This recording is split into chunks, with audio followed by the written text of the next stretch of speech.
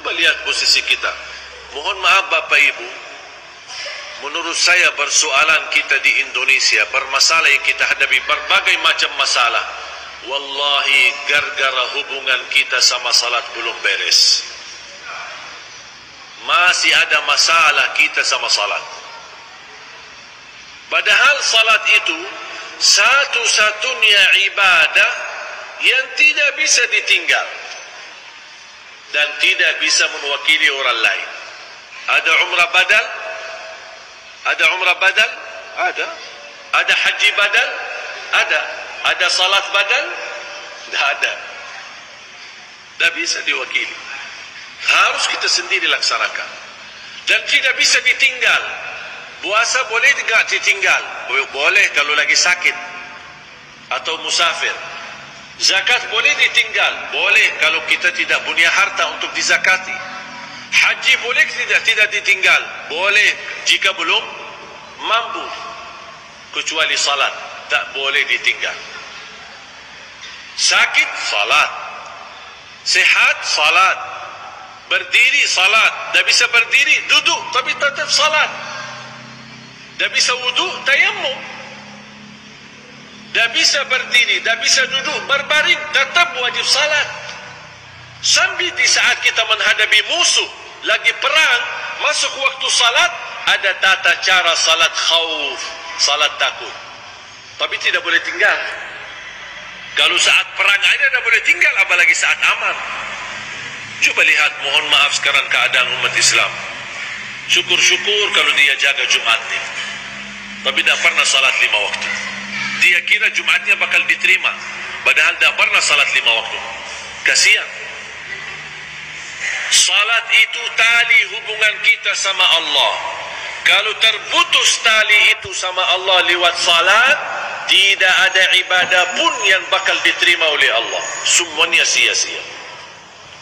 Haji sia-sia, umrah sia-sia, khatam Al-Quran berkali-kali sia-sia. Semuanya ada arti kalau salat tidak ada. Karena salat tiang agama. Jatuhnya tiang agama, jatuhnya agama.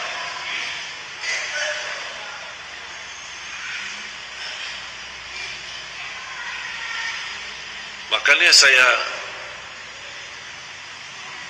ketika menghadirkan guru saya, seorang ulama besar dan beliau juru kunci makam Rasulullah sallallahu alaihi wasallam.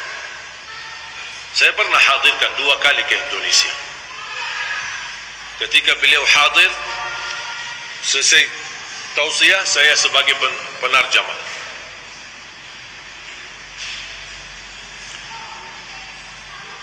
Saya pun terharu. Ali Jabir menjadi tukang terjemah. Subhanallah. 2008-2009 belum bisa bahasa Indonesia. 2010 menjadi penarjamah. Terjemahin guru yang datang dari Madinah. Subhanallah, karunia dari Allah. Dan saya ambil kursus bahasa Indonesia. Saya tidak belajar sekolah bahasa Indonesia. Saya tidak belajar kamus bahasa Indonesia.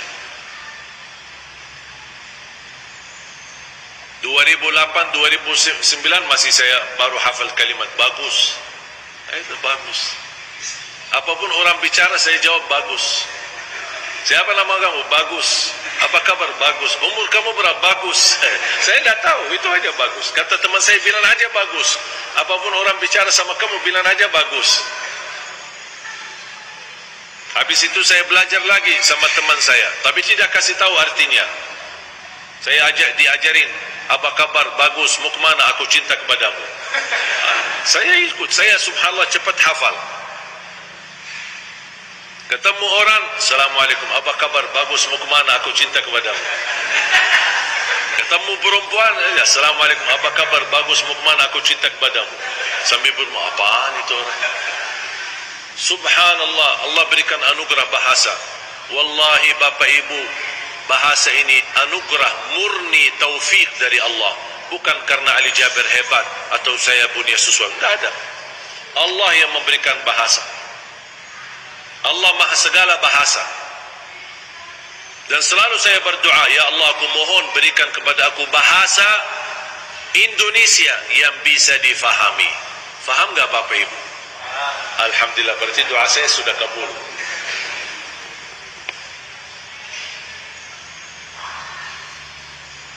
Jadi guru saya ketika dia berceramah bahasa Arab, juru kunci makam Rasulullah SAW, beliau sudah berkhidmat di makam Rasulullah SAW 79 tahun. Di usia beliau 17 tahun, 18 tahun dia berkhidmat, melayani dan menjaga makam Rasulullah SAW.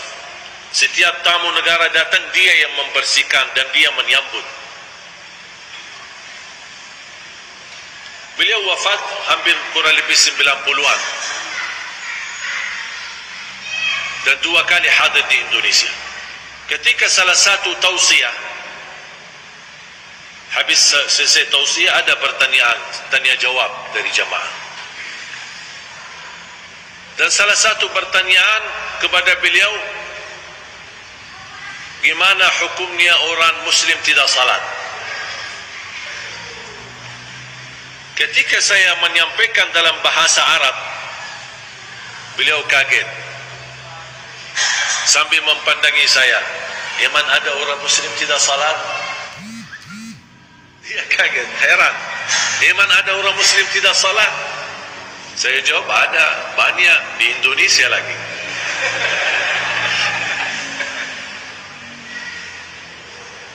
Sedih, banyak yang tidak salat.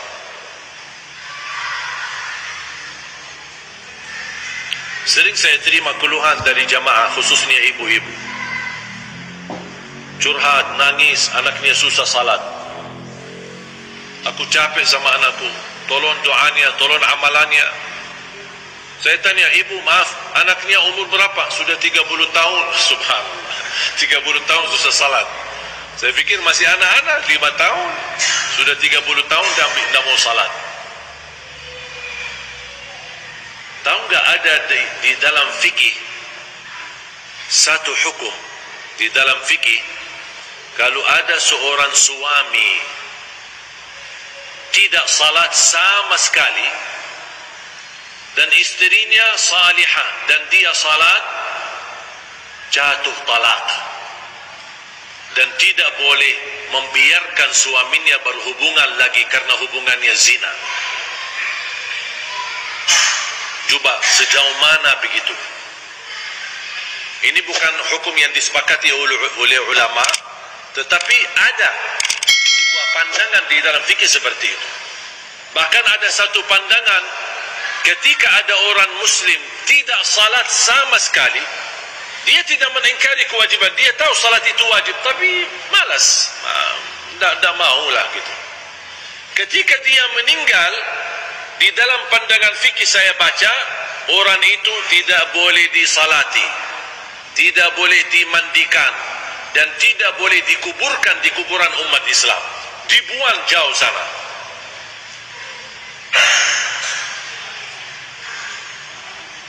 Ngeri ya.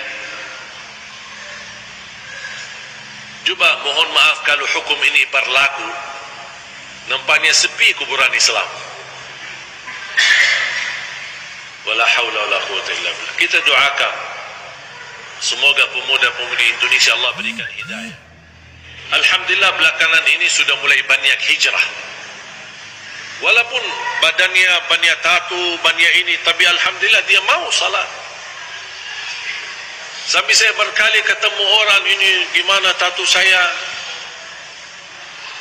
Kalau tatunya ini sebenarnya memang dosa, tapi kamu sudah berhijrah, dan pasti Allah menerima taubatmu kalau taubatmu benar.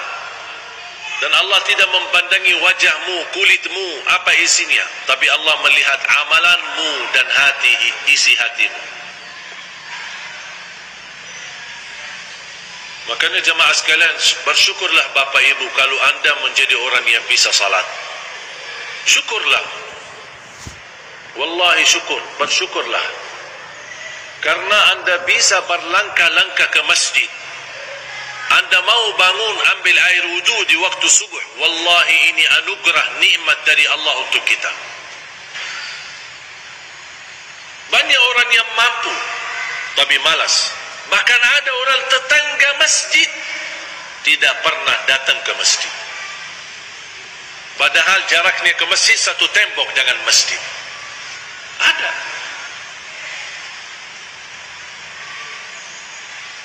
Makanya khususnya pemuda-pemudi, saya bahagia ketika masuk satu masjid dan begitu selesai acara datang remaja-remaja. Syekh, tolong minta foto kami remaja masjid. Oh, boleh sini. Saya senang ada remaja. Bahkan saya mendorong yang boleh terlibat dalam pengurusan masjid, menjadi di diwan masjid adalah pemuda-pemuda kita. Tetap kita ada orang tua kita, orang senior kita tetap mendapat pelajaran dari mereka. Tapi tolong doronglah mereka. Kasih kesempatan mereka yang jadi imam, jadi muazzin, jadi pengurus di masjid, mengurusi masalah keuangan di masjid. Lipatkanlah mereka. Kalau ada musyawarah, jangan hanya yang tua-tua saja. Datangkan anak-anak muda, karena mereka lah masa depan anak negeri kita Indonesia.